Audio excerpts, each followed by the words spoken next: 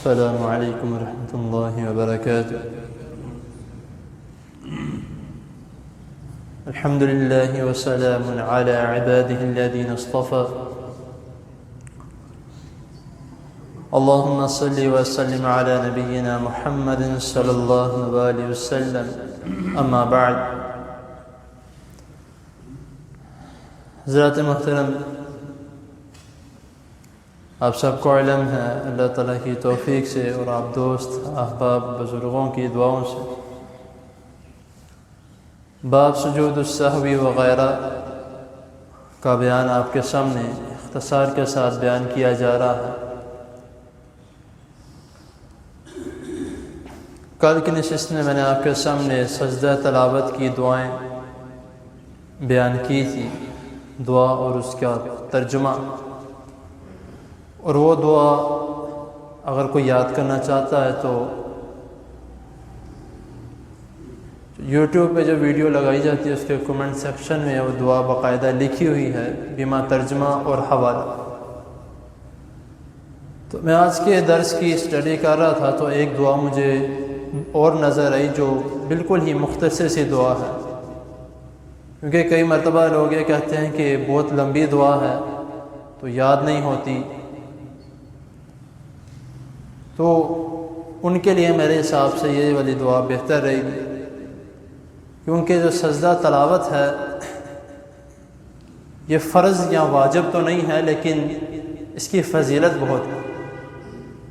کئی لوگ اس وجہ سے بھی سجدہ نہیں کرتے کہ اس سجدے کی دعا نہیں آتی، اور کئی سجدہ کر کے تو جو ہم نماز میں سجدہ کرنے کی دعا پڑھتے ہیں سبحان ربی الاعلیٰ وہ یہ پڑھ لیتے ہیں کہ ہمیں وہ والی دعا نہیں آتی تو یہ پڑھ سکتے ہیں. ایسا نہیں.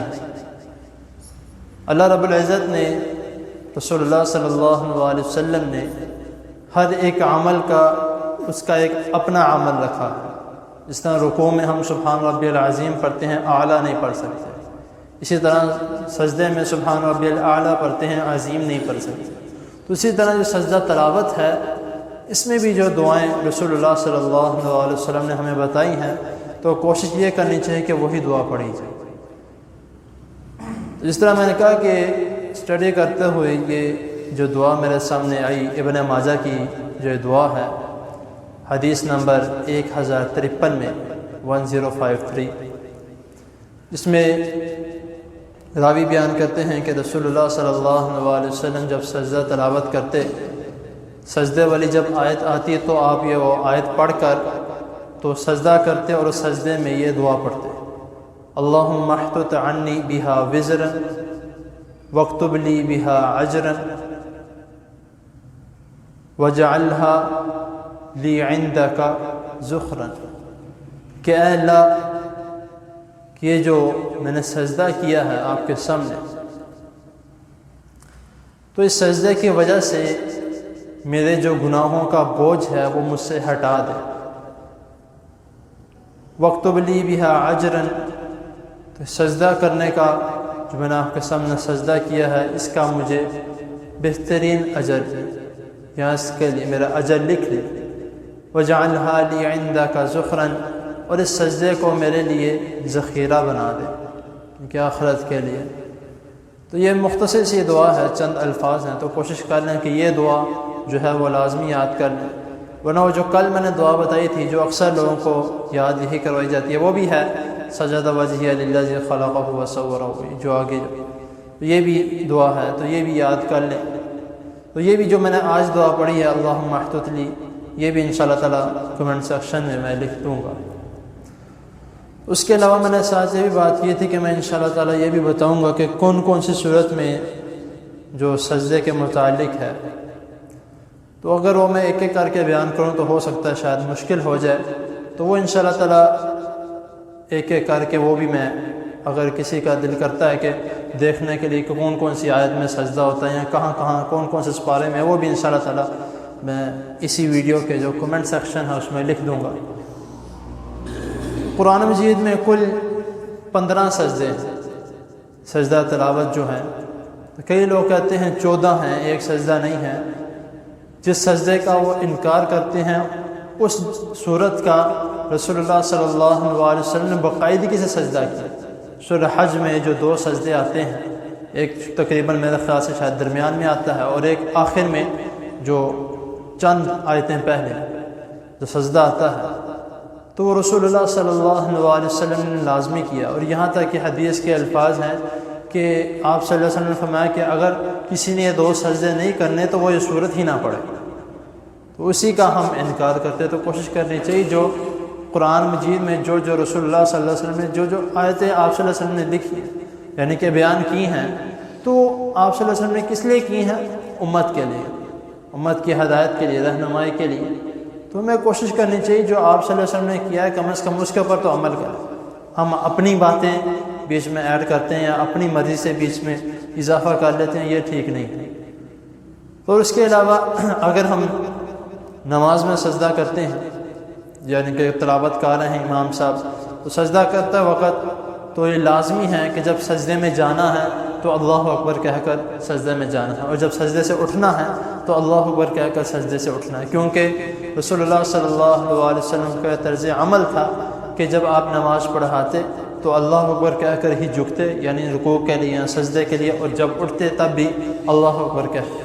اب بات آتی ہے کہ نماز کے علاوہ اگر ہم اس کی تلاوت کرتے ہیں تو وہ بھی اس طرح سے ہے کہ جب 2 حدیثیں آتی ہیں یا 2 باتیں آتی ہیں کہ اگر نماز کے علاوہ قرآن مجید کی تلاوت کر رہے ہیں، اس طرح لوگوں نے اپنی روٹین بنائی ہوتی ہے تلاوت کرنے کی کہ صبح اتنا پڑھنا ہے، دوپہر کو جو بھی، تو تلاوت کرتے وقت جب وہ آیت آئے گی سجدے والی آیت، تو اس طرح کرنا ہے کہ جہاں پہ آپ تلاوت کر رہے ہیں اسی جگہ پر قبلہ رخ اگر آپ کا چہرہ ہے، اگر نہیں ہے تو اپنے آپ کو قبلے کی طرف کر لیں.